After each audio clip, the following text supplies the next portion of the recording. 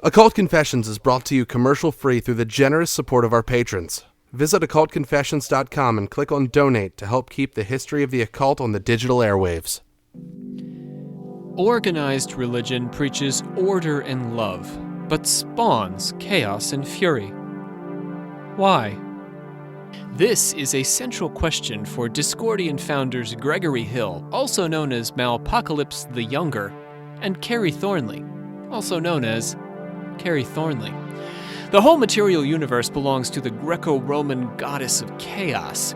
Thornley received the goddess Eris's revelation during a miraculous event in a bowling alley in Friendly Hills or Santa Fe Springs, California. We're not entirely sure. In the year 1958 or 1959, also open to some debate.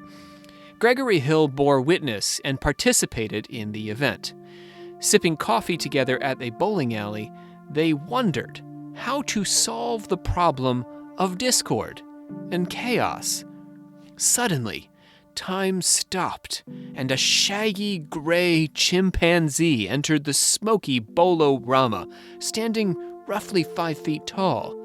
He passed a scroll to them, showing a pentagon-shaped yin-yang and an apple. The chimpanzee exploded, and both of them lost consciousness. They found themselves back in real time, just as they'd been, in the bowling alley, and compared notes on their experience. And they decided that they needed to do further research. Hitting the books, they traced the imagery they'd seen on the chimpanzee scroll and stumbled across Taoism, technocracy, and the goddess Eris. Eris, known to the Romans as Discordia, then came to Hill and Thornley in a dream, with a body that Malpocalypse the Younger described as a splendid dance of atoms and pyrotechnics of pure energy flowing from her hair. Studying the pentagon-shaped yin-yang, they heard a voice while in meditation tell them to tell constricted mankind that there are no rules unless they choose to invent rules, and there is no tyranny in the state of confusion. Eris has a number of avatars who arrive on Earth to support her cause. The most famous of these was Confucius. The joke here is a little nerdy, but one our listeners might pick up on. Confucius, in opposition to the Taoists, was famously concerned with creating order through ritual. Eris is the goddess of disorder. There's actually an interesting commentary running under the toss-off Chinese philosophy joke about how all effort to create order only generates exponentially growing instances of disorder, but don't worry about that right now, we'll get to that later. Discordianism bills itself as a kind of spoof religion, although as we'll discover, there's a deep seriousness hidden underneath the joke. Hill and Thornley initially invented the religion as a high school prank, but over time it took on a kind of life of its own and developed a kind of via negativa philosophy that was not actually an anti-religion. Its emphasis on chaos as a focus of worship marks Hill and Thornley as progenitors of postmodern chaos magic, although they aren't the actual founders of chaos magic. They are, much like Austin Osman Spare, a couple of folks who inspired the practice. How and why they inspired chaos magic will require a confession from Malpocalypse the Younger, also Malpocalypse the Elder, and perhaps even St. Gulick, a messenger from the goddess, and also a cockroach. My name is Rob C. Thompson, Doctor of Things Occult, and I guess in this case, alternative religion. I'm joined today by Andrew Mims. And Mims, say hi. Hello. Now, I want to say this about Mims because this is ordinarily where we would say the title. But Mims's title is a secret. Nobody needs to know. He's the only one. So if you go to our website, you'll see Mims as a secret title. You might be able to guess it, but Mims is the only alchemical actor whose title cannot be spoken. I tried. It didn't work. It's unpronounceable. Also, of course, as is traditional, we are joined by Olivia the Literal. She is our Grand Master of the Order. Hello. Oh, I like how it's the literal. Like, Yeah, today. Yeah. the literal. The That's me. the definitive article. Move over, Brianna. It's me. I have the title. Today's your day.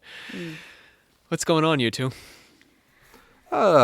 Living, surviving, Yeah, that's trying not to die. surviving that's accurate. This is the first episode of 2021. We are out of 2020 with this episode. We're recording it at the end of 2020, but yeah, Wow, this is our that's a first mindset. 2021 episode. I can't get into the 2021 mindset yet. You're gonna have to imagine yourself there. I'm imagining it's wonderful. Feels about the same. Well, it feels about the same, but like in my head, it's like it just Dreamy. I'm wishful thinking. Yeah. Wishful thinking. I got you. Easier to be wishful. Are you ready for these Discordians? Hell yeah. Yeah. All right, let's do it.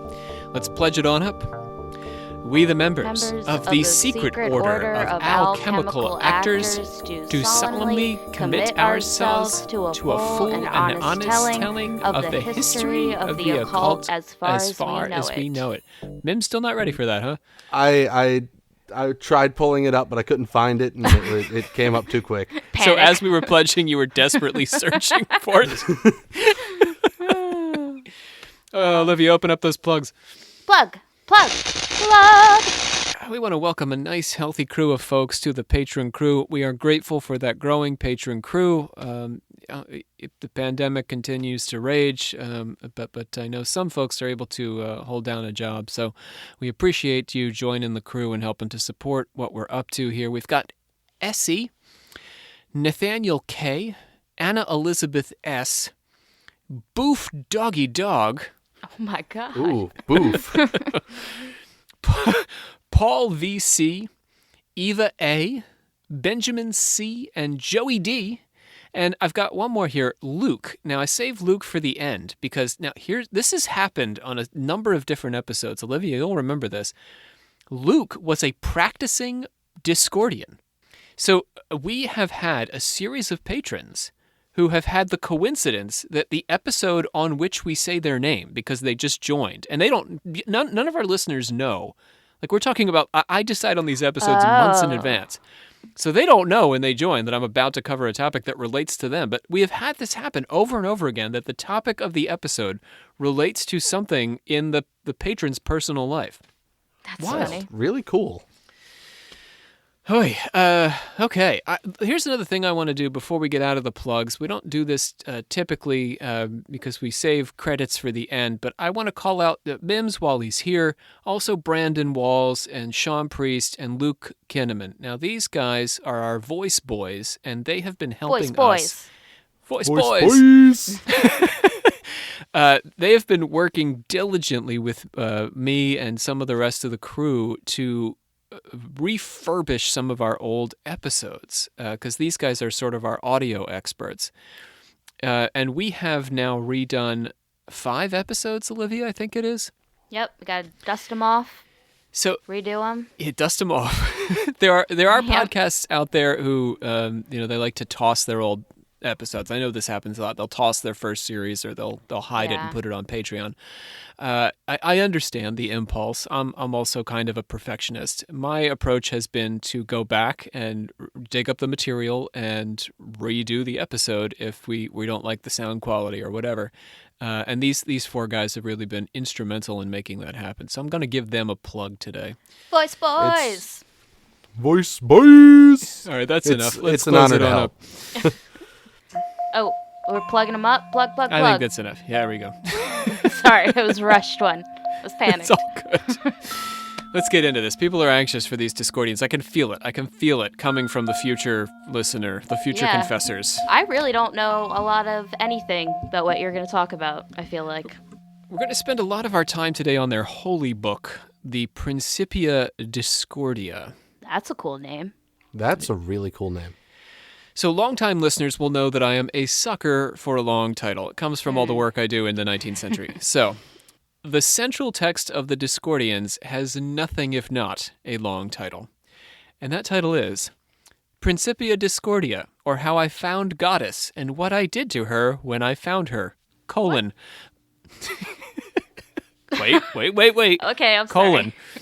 The magnum opiate of Malpocalypse the Younger, wherein is explained everything worth knowing about absolutely everything. What did he do to her? That's an anime title. Like, that sounds like an anime title. So the book's first edition, we'll find out what they did to each other as the episode unfolds. We'll keep that a mystery. That will come. That's the title, all right. The book's first edition was rolled off of District Attorney Jim Garrison's mimeograph machine in New Orleans in 1964. What the is a mimeograph? What is that? It's an old style copy machine. Okay. It smells really nice and sweet. It's purple. Yeah, the mimeograph. Gotcha. This was all done, of course, without District Attorney Garrison's knowledge or consent. So, in his introduction to the Principia, Carey Thornley makes a broad statement that captures the spirit of Discordianism. Theology, he says, is just a debate over who to frame for creating reality. In other words, frame for the crime. What we imagine is order is merely the prevailing form of chaos. You got me? Yeah. Yeah. This is just the frame that we're looking through. He's just using frame in sort of a double sense there. Thornley, who served as a Marine private with Lee Harvey Oswald. Oh, shit. Oh, that guy. What a small world. He actually wrote a novel attempting to make sense of Oswald's defection to the Soviets and then execution of JFK. Thornley says, "When you wonder what the point is in life, you fall into a trap of thinking there is one. When you think there is a point, you finally realize there is no point. And what point is there in living like that?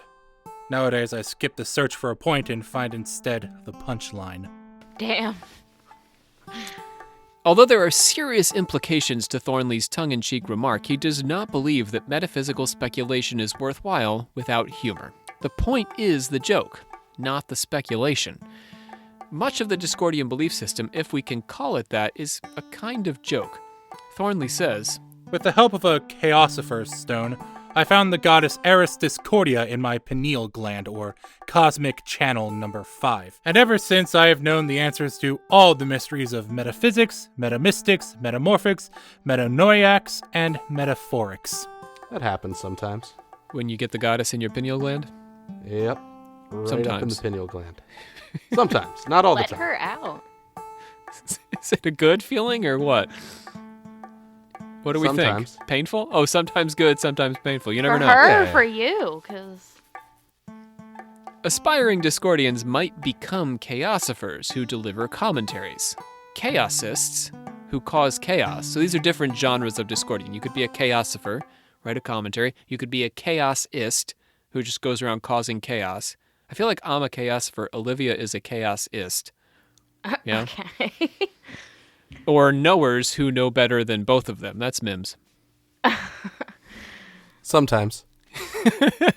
But Thornley says, but under no circumstances may you become a prophet. We don't intend to jeopardize our non-prophet status. Okay. Amen. Get used to those sorts of jokes tonight.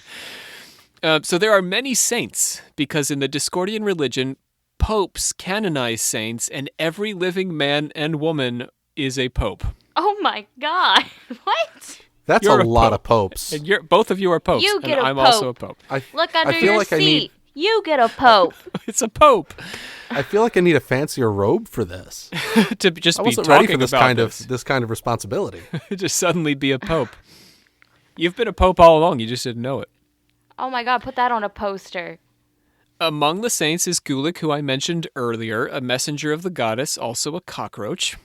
The Discordians also have the option of becoming Fendersons, which appear to be a last name you give yourself or anyone else you want to give the name to, regardless of their consent.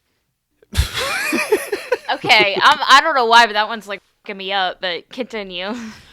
You could be a Fenderson at any moment, that anyone could come up to you and Fenderson you. I think that would like really piss me off. Like I feel like yeah. that's the equivalent of playing the game back in the day. Like I'm liable to punch you in the face.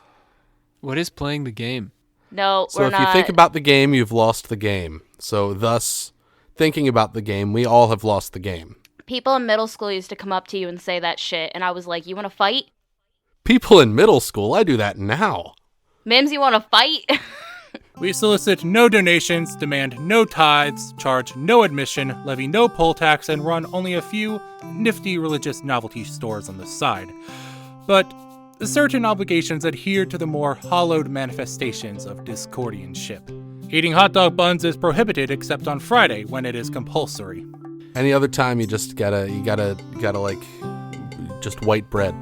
Yeah, white bread the rest of the days of the week, but on Fridays, hot dog buns. I love how you assume they eat hot dogs every single day of the week.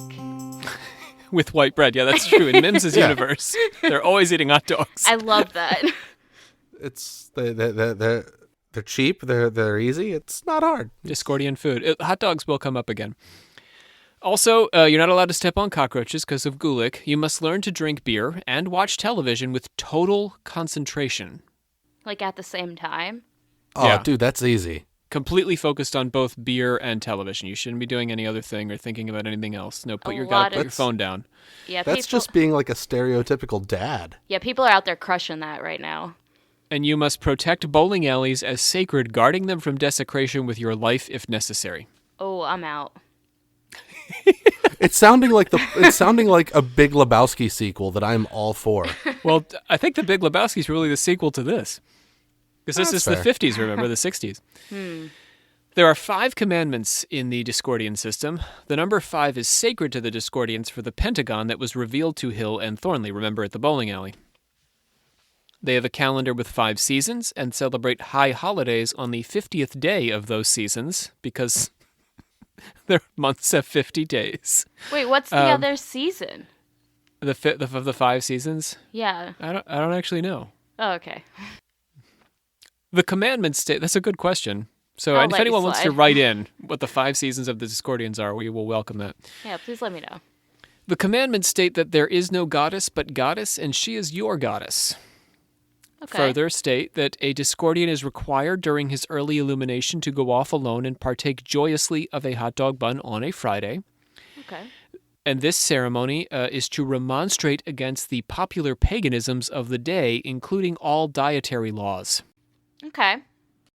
A Discordian shall partake of no hot dog buns, for such was the solace of our goddess when she was confronted with the original snub. You ready for this? Yeah. I guess. So this is like original sin in the Discordian universe. This is the goddess's original snub. Oh, here we go. So this actually is part of Greek mythology. So the original snub happened at the wedding of Peleus and Thetis. Do you know this story, either of you?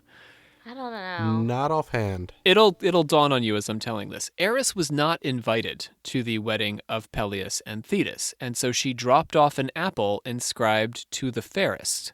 Oh, is this the when they compete? Yes, this is the start of the Okay. Trojan War. According to the Yeah. Discordians, Eris went off to eat a hot dog after doing that. As you do.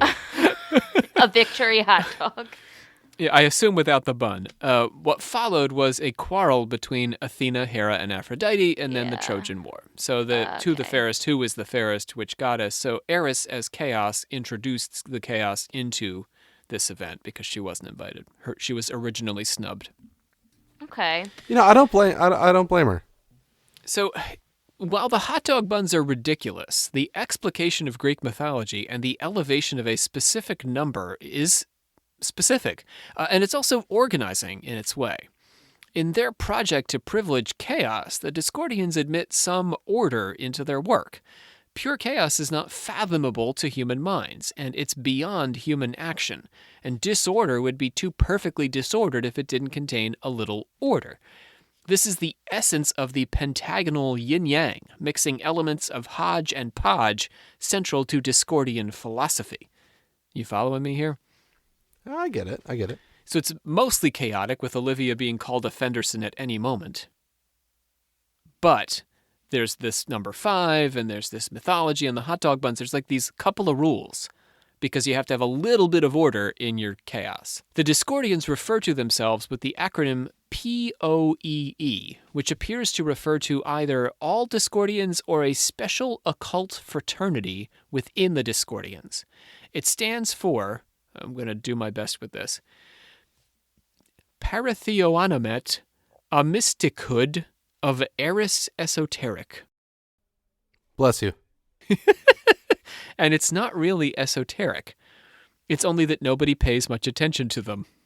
What was the first part of that? Were those real words?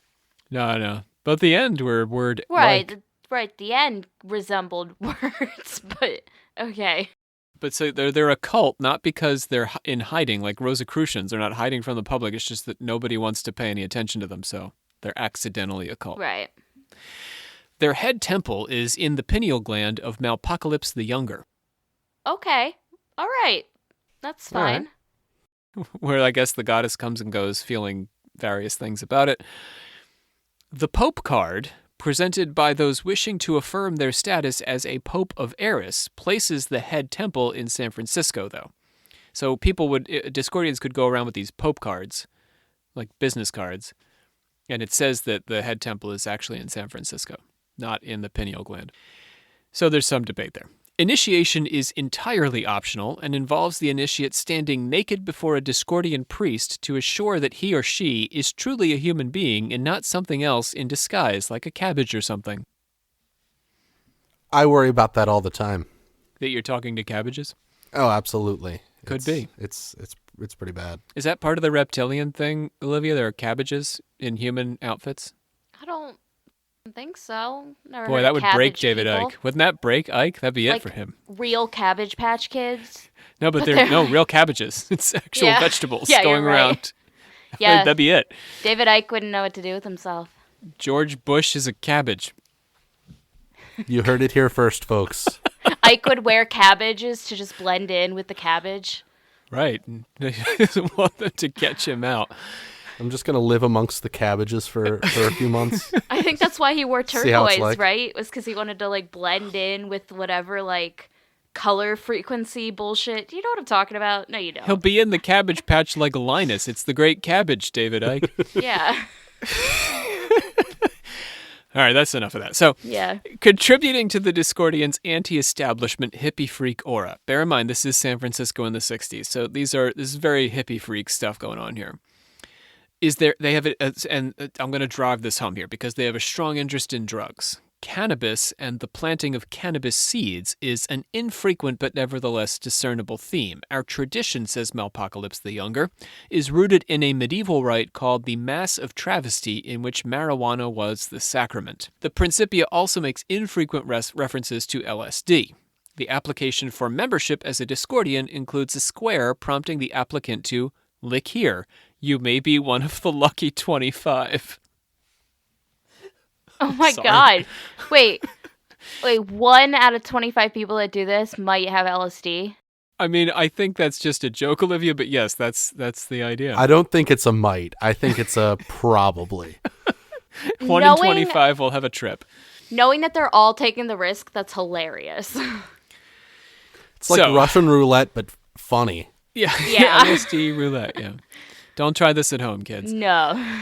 The Principia name drops Ken Kesey of the famous electric Kool-Aid acid test, and in the foreword by Robert Anton Wilson wonders if Malpocalypse might really be Timothy Leary before concluding that he is in fact a 23rd century time traveler named Gregory Hill. Reasonable. Yeah. That's the far more likely than that he's Timothy Leary. Thornley says that the Discordians share with the Christians the doctrine of the only begotten Son. The goddess apparently had a son, and that son was Joshua Abraham Norton, born the 4th of February, 1818, and died the 8th of January, 1880. Now, this is a real person, and I'm about to tell you about him because I had never heard of this person before I was working on the Discordians. And I got so fascinated. This is essentially a brief history is what I'm about to do here. Take just a step to the side of the Discordians because they feature this guy as their only, their sort of Jesus figure. But he's this real historical figure who lived in San Francisco. You ready for him? Yep. Yes.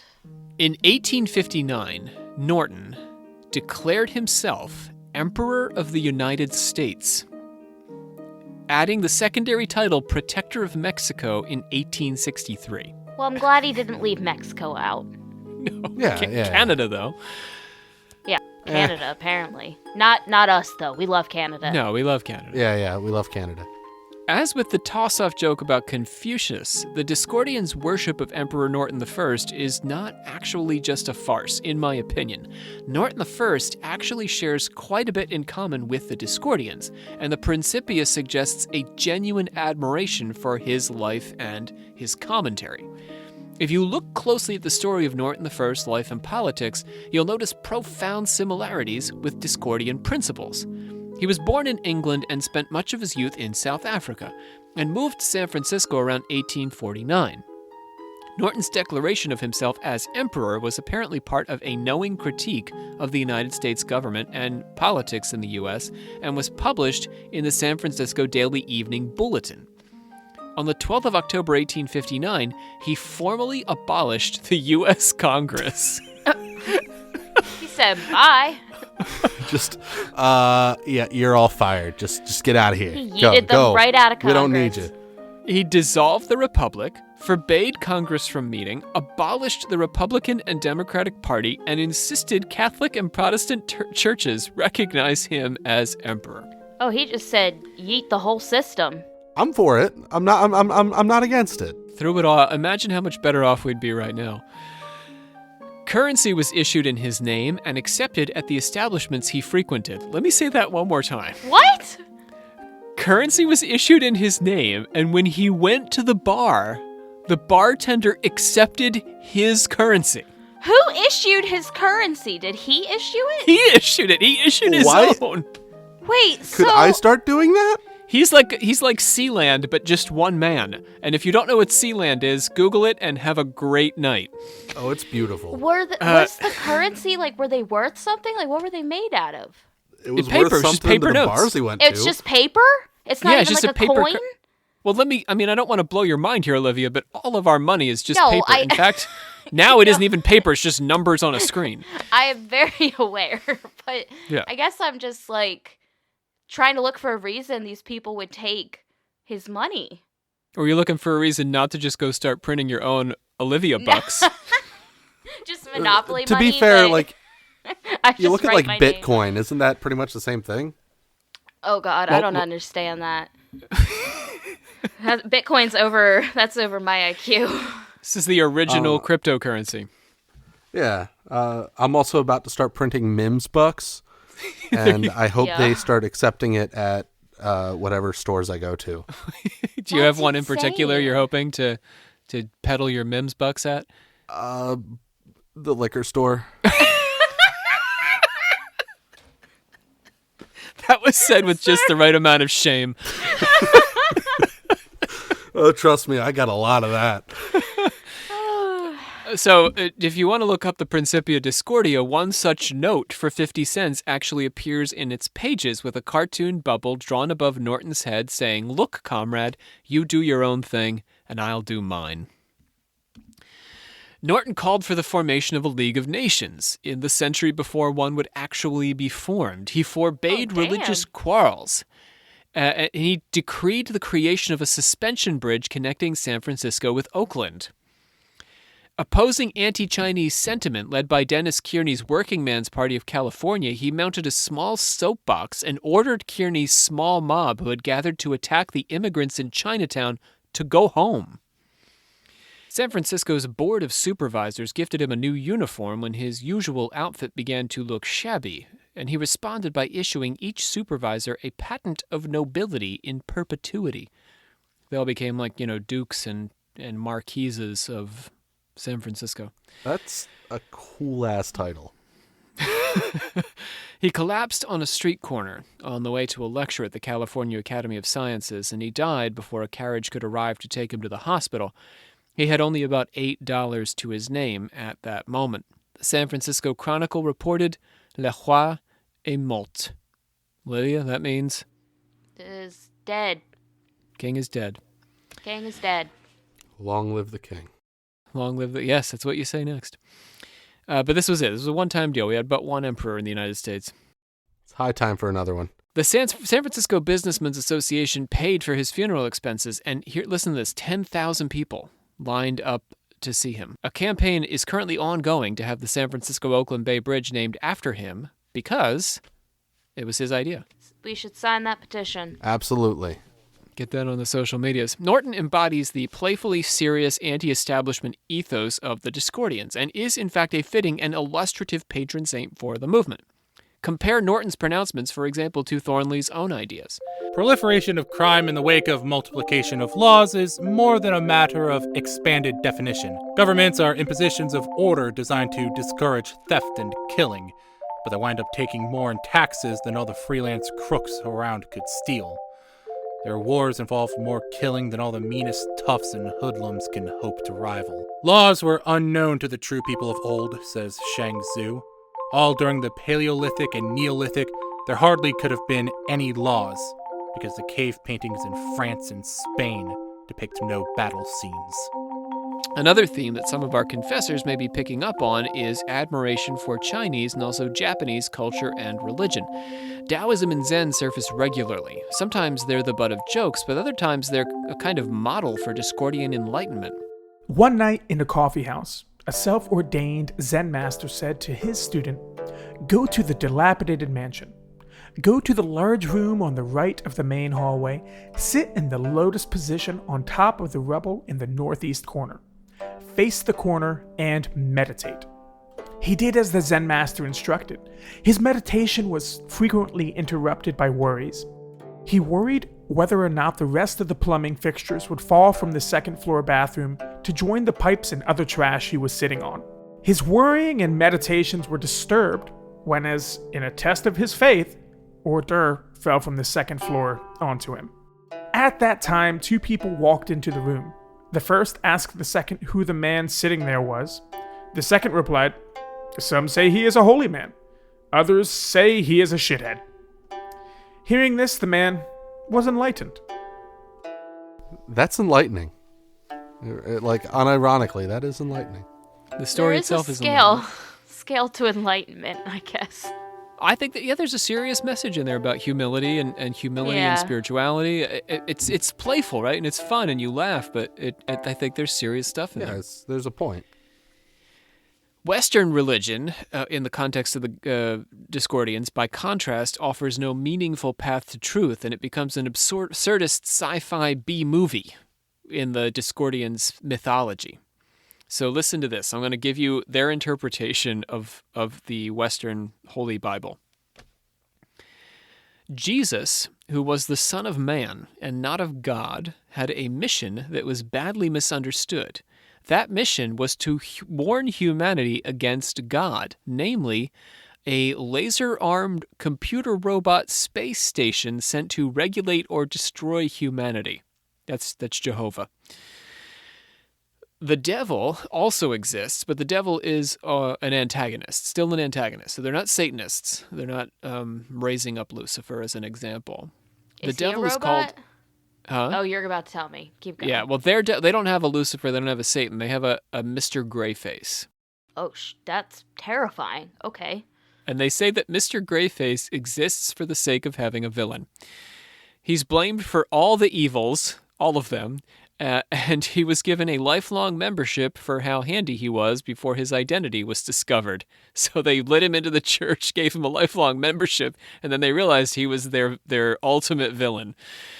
It's definitely, you can see the satire on the concept of the devil, right? The devil's to blame for everything. I'm kind of evil loving and it. Yeah. Mr. Greyface's catchphrase is, "Let me organize that for you." He's like Marie Kondo. Or one of those Queer Eye for a Straight Guy guys. Whichever one gets you a house. Heaven, you see, I don't watch it. Heaven is limbo, described as Key West during off-season. That's what heaven is. It's Key West in the off-season. And hell is the region of Thud, which is sort of like suburbia, and most Christians confuse it for paradise. I don't know why I find it so funny. In many ways, the Discordians, I think, Olivia, now you can say if I'm wrong here, but I think they're better at satirizing Christianity than the Satanists sometimes. It's The Satanists so pull off some funny. good stuff. Don't get me wrong. Like the Satanists, Ugh. their statue with the Baphomet, like Yeah. some of that's really funny. But the Discordians, come on now. They've got some really No, clever yeah. jokes here. There's not nearly as much humor in the Satanic Bible as there is in this. So Greyface is kind of a caricature for organized religion and government, if you haven't gotten that. I They love say that.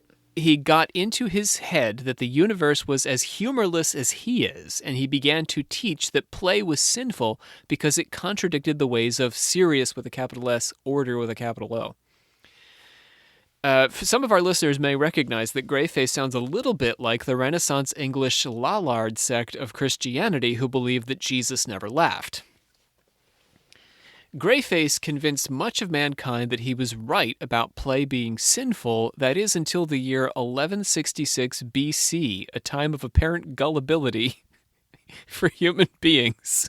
1156 BC, okay. 1166 was when Oh, he shit. convinced humanity that, yeah, we are sinful. That's when he talked us into it. Okay. The unfortunate result of this is that mankind has since been suffering from a psychological and spiritual imbalance. Imbalance caused by frustration, and frustration causes fear. And fear makes a bad trip. Man has been on a bad trip for a long time now. Amen to Dad that. has been on a bad trip for a long time. Right? I'm feeling it. I'm really feeling it right now, I gotta be honest. Yeah. Greyface built a false system based on the dichotomy of order-disorder. So that's what he thinks the universe is about. It's about the conflict between order and disorder, when in fact the true dichotomy is between creation or creativeness and destruction. Discordians favor creative disorder. They want to pair disorder with creativity.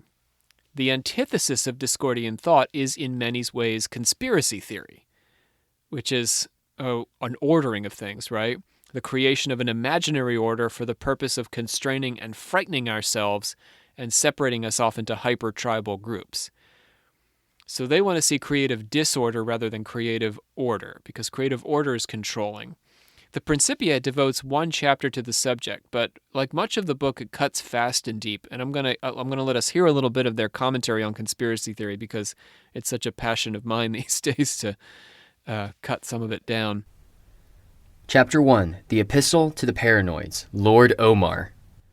Ye have locked yourself up in cages of fear, and behold, do ye now complain that ye lack freedom? Ye have cast out your brothers for devils, and now complain ye, lamenting that ye've been left to fight alone.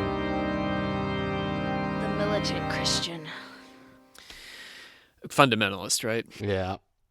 Well, it's that With- book, right? You know, The book? that old book, The Militant Christian or whatever. The Oh. Reformations. You know, Yeah. never mind. Anyway. It's more your bailiwick. With Greyface, the madness begins to crystallize into a relatively cogent metaphysics, in my opinion. So Greyface helps us to begin to really, like, we're laughing and we're enjoying, but we're also noting there's some serious commentary here. Oh, yeah. The inner message of Discordian philosophy is, in fact, recorded in a few paragraphs around the middle of the book. Underneath our categorizing and organizing windows or grids by which we make sense of the world is pure chaos. So the pure chaos is underneath all these made up stuff that we do. Reality is the chaos, and our perception of reality is merely a reflection of ourselves rather than anything like a true glimpse of how things really are. The point is that little t, truth, is a matter of definition relative to the grid one is using at the moment, and that capital T, truth, metaphysical reality, is irrelevant to grids entirely. Pick a grid, and through it some chaos appears ordered and some appears disordered. Pick another grid, and the same chaos will appear differently, ordered and disordered. Reality is the original Rorschach. Just that quote in general. What about it? I don't know. It just hits. It just hits. Hits home. The Discordians put it another way in entry number 53 of the Principia. They say the real reality is there, but everything you know about it is in your mind, and yours to do with as you like. Conceptualization is art, and you are the artist. So it's sort of existentialist. Once you embrace that the universe is chaotic and we're just sort of making up our own order, then you embrace your role as creative artists in life and reality. Hill downplays the significance of this philosophy, suggesting that readers who aren't interested in these sorts of arguments should skip ahead, and concluding with the phrase, "Verily, so much for that." So that's how he concludes this serious philosophical moment. Verily, so much for that. But it shows the seriousness undergirding this self-consciously unserious movement. He keeps trying to play it cool, right? To act like it's a joke. But this is serious stuff, serious metaphysics here. Some elements of the movement, like the hot dog buns, are arbitrary and meaningless. Others, like the myth of Eris and the golden apple or the significance of the number 5, are fairly deeply considered in light of this philosophy. This seems to be the flavor and function of Discordianism. There is a thread of meaning running through that charts a course to navigate a system that is often meaningless. Below all the nonsense is a genuine concept of value and purpose. The purpose is, in part, to erase all the false systems that misled us so that we can get down to a core of unknowing. This is the via negativa I mentioned at the beginning. The fact that the Discordians call this core pure chaos, and that the Taoists call it a fundamental unity, doesn't disguise the fact that both are concerned with penetrating beneath the organizing principles of civilization to discover our true hidden nature. It's the via negativa search for God that harkens back at least to the medieval cloud of unknowing in the Western world, which taught that God is unknowable in any human terms. So the point I'm trying to make here is that there is a mysticism within this work. The veneer of Dadaist free play and Alice in Wonderland nonsense is the style of Discordianism, but that doesn't disguise the fact that there's real substance here. This is particularly evident when Hill and Thornley talk about mysticism directly.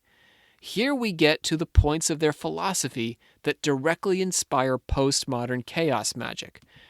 In an essay on occultism, Hill argues that when magicians learn to approach philosophy as a malleable art instead of immutable truth, and learn to appreciate the absurdity of man's endeavors, then they will be able to pursue their art with a lighter heart, and perhaps gain a clearer understanding of it, and therefore gain more effective magic. Chaos is energy.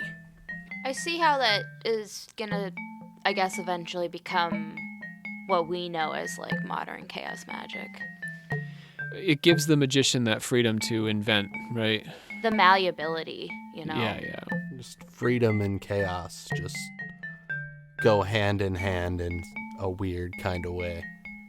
When we think about folks like Blavatsky and Crowley, like the modernist occultists, to be honest, they're doing some of that too, but they're sort of reserving that power for themselves, right?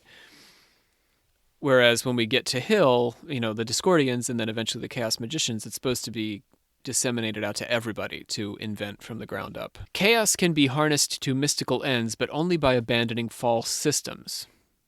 Now we're at the heart of Discordian belief. And that's what we have to say about the Discordians. But don't worry, we're not done today. Because the reason the Discordians sort of cut off here is that the Discordian movement gets picked up by another organization, which has its own mythology, which is equally bizarre. Are you ready? Oh, I'm ready. There's a sister movement which came to prominence after the Discordians' heyday. So the Discordians were really a product of the 60s into the 70s. And then here comes this new movement in the 80s.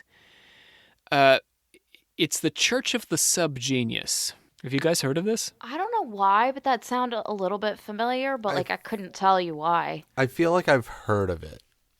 Like I don't want to think about pop culture Yeah, situation. it does have, yes, it absolutely has associations in pop culture. We'll get to that at the end, but I don't want us to think about the Church of the SubGenius as like an evolution of Discordian thought. It's just a different iteration of the sort of themes in Discordian thinking. So I think of the Discordians as being a kind of perfect movement unto itself. We didn't need to get better, and it didn't get better with the Church of the SubGenius. I actually kind of prefer Discordianism personally, but the Church of the SubGenius is doing many of the same things as the Discordians. They're just twisting it into a new form, which is very Discordian of them. You know what I mean? Yeah.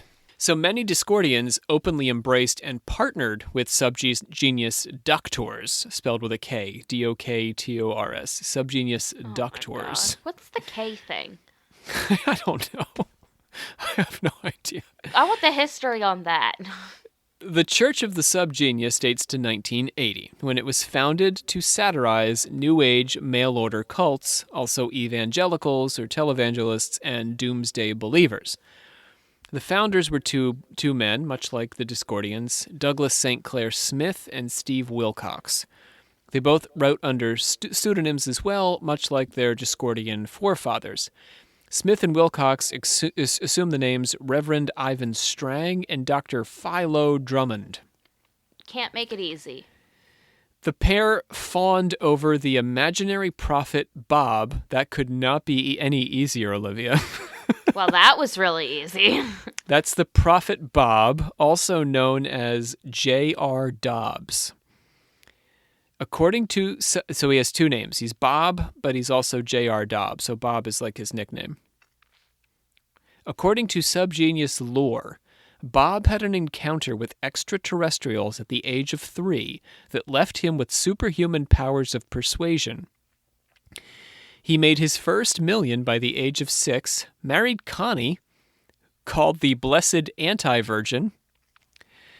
Oh. That's How Connie. does that work? Did Connie, was she okay with that? Or She's blessed, also an anti-virgin, and was known as the man who could sell anything. That's Bob now. He got to the top of the conspiracy ladder, but in 1953, while working on a new kind of television, he was showed a vision in which everyone was wealthy, but never worked. His mantra was, they'll pay to know what they really think. Ooh, that's so dark. what? They'll pay to know what they really think. I mean, when you Okay, think that's- about the lore yeah. of Bob, he's working in television, right? He's at the top of Right. the conspiracy ladder, and his mantra is that he'll sell you what you already think. That's some reptilian shit. Well, I mean, it's reality. I mean, what is a Disney movie yeah, but but- selling your values back to you, or selling mainstream values, mainstream culture back to you constantly over and over again? What is an Right. episode of Friends, you know? Yeah. Yeah. After well, starting that's- his religion, he began modeling for magazine ads, but has otherwise remained elusive. He functions as a short-duration personal savior, encouraging followers to give him up after they've accepted him and start their own religion. The theory is that after 100 years, a savior's message has become completely distorted by his or her followers and becomes like an old joke, no longer useful for humor, but only as punishment. People should not put their absolute faith in Bob or any other answer. Okay, that's at the church again, right? Oh boy, yeah, this is this is one of the most cutting commentaries on Christianity, I think. I mean, so Right. many religions, also Islam. I mean, particularly Yeah. Judeo, you know, the Abrahamic religions, that only in the first 100 years is the religion any good, and then it expires. Whew. Yeah. I mean, things So get the distorted over time. People like to make things for their own gain. And I'm saying this as a religious person. Like, people are but. Right? Think about how far Christianity has come from what is in the Gospels. Think about how Paul interpreted the Gospels and how much time is spent on Paul, who never met Jesus. The conspiracy is staffed by the Pinks. All my love to the Christians. The Pinks, unoriginal and uncreative individuals acting according to the standards of society who do not know that there is a conspiracy. The conspiracy, according to the church, has been stealing and hoarding everyone's slack. That's your slack. My what? Your slack. Believers demand to be given more slack. Cut me some slack, man. Oh. Okay, I was a little bit confused. I wasn't sure what was going on. Okay.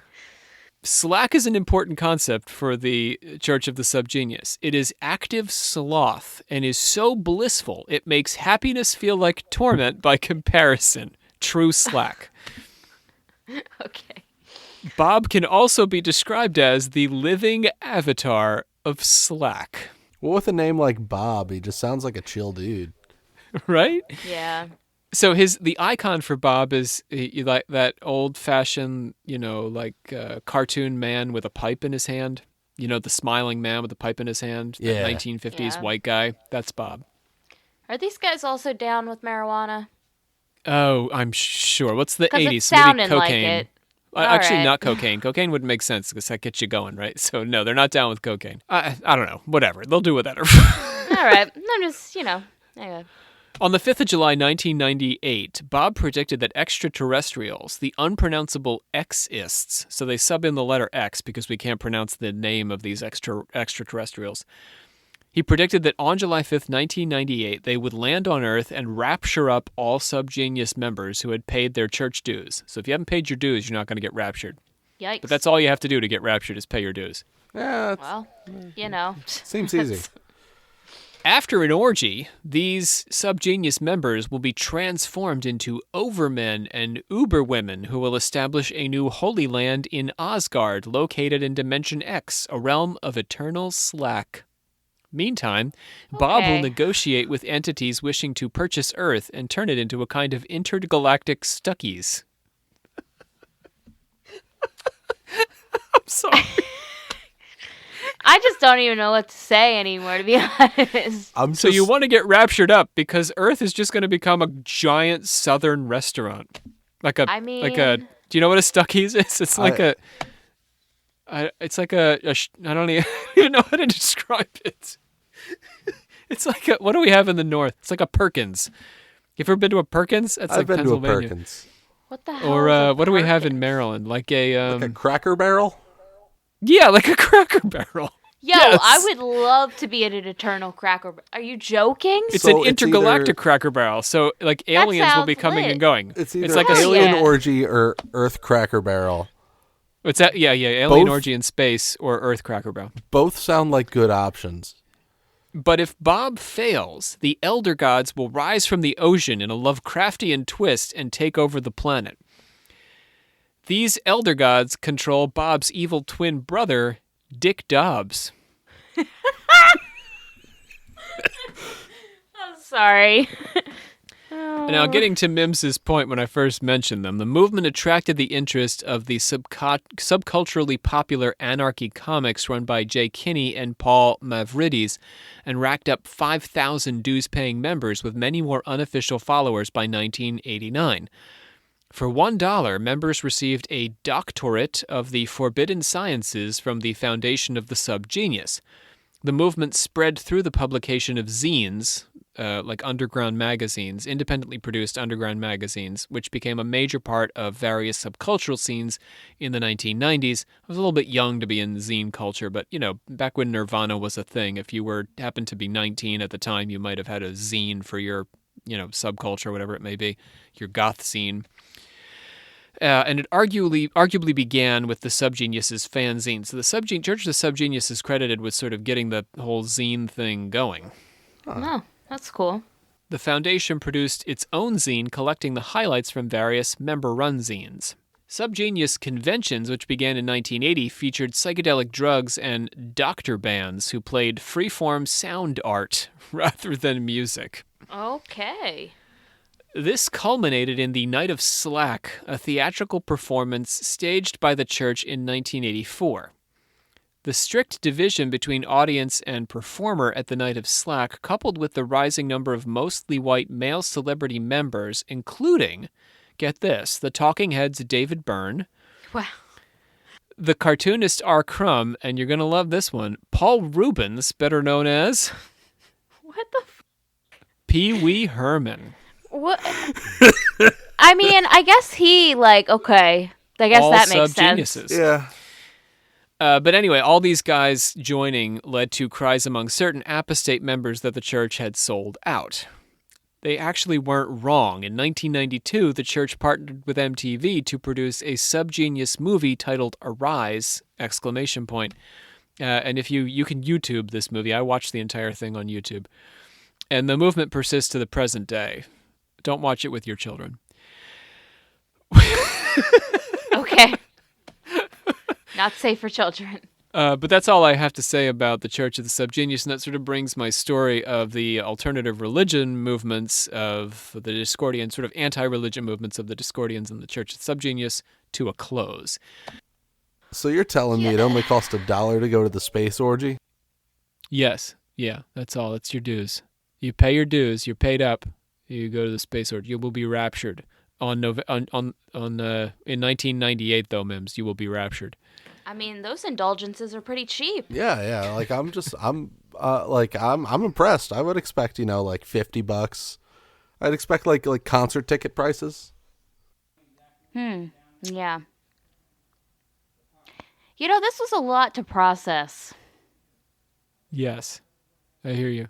So people still do this? The Discordians have a pretty... I think that the short answer is I don't think so. I think that these movements have pretty well died out. They had their heydays in the 70s and the 80s, respectively.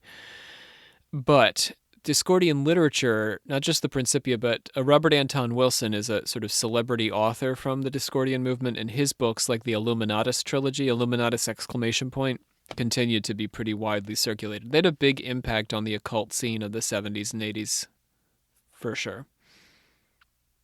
So more their influence continues to be felt than that we would run into a Discordian now. People, like when I talk about religion in my classes, and I talk about alternative religion or joke religion, people bring up the Pastafarians. They don't bring up the Discordians.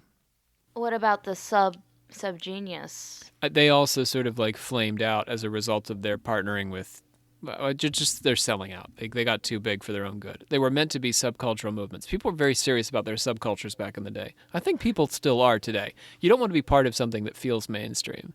So when they got onto MTV, they just became too mainstream. So then how did chaos... okay. I mean, the chaos magic feels pretty mainstream, though. I mean, not like mainstream, but like occult mainstream. Do you know what I mean? I do. From an occult standpoint, we're in a subculture, right? Yeah, I guess that's what I'm... It's technically it's a subculture within a subculture. The occultist is marginalized, and then the chaos magic. So I hear you that they feel more mainstream because last podcast on the left, and these folks are all crazy about chaos magic, right? Yeah, I guess I just wonder, yeah. But when we talk about mainstream, Olivia, to us, I think that it's just our perspective. Bear in mind that the girls of Call Her Daddy, of which I think there is currently only one, or there's two, but they're separate. They're not going to bring up. Neither of them are practicing chaos magic. Yeah. That's mainstream. Like those girls are mainstream. Yeah. They're the true mainstream. Yeah. So I guess I don't know. I'm wondering how it came from what we were talking about to chaos magic, comparatively. I don't know. Yeah. Well, as we carry the story forward, we'll start to see the connections between what the Discordians had to say in particular in chaos magic. Church of the Subgenius, while they inherited the traditions of the Discordians, they actually overlap the founding of chaos magic.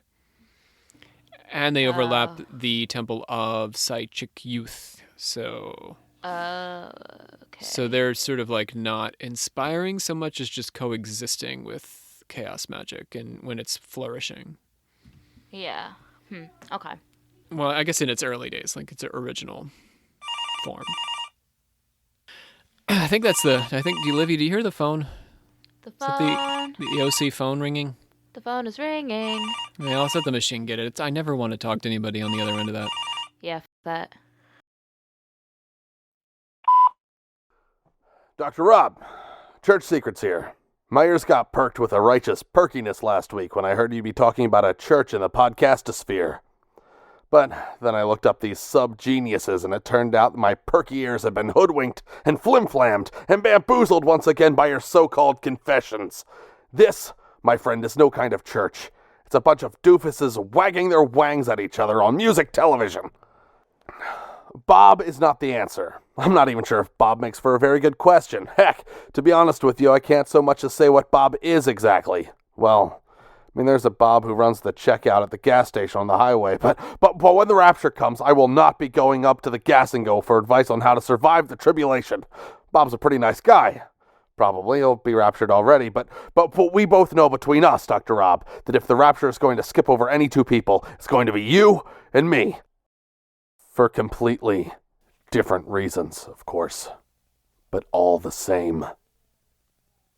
Okay, bye. All right, we're going to gong it out into that order of confessors. And we're there. I am me. 1, 2, 3, 4, 5, 6. What are you saying right now? This is the name of the person who left a review. Oh, there's a massive pause there. I figured you would say something. Oh, I was very confused because of the pause. I was like, okay. Oh, I'll do that again. Sorry. I am me. 1, 2, 3, 4, 5, 6. Okay. Yep. Just go. No, you're good. This time I'm not gonna comment. Absolutely loves it and is not ashamed to be giving the episodes a second listen. Oh. I think we're it. Yeah, I would assume so. Yeah, we're the it. Oh.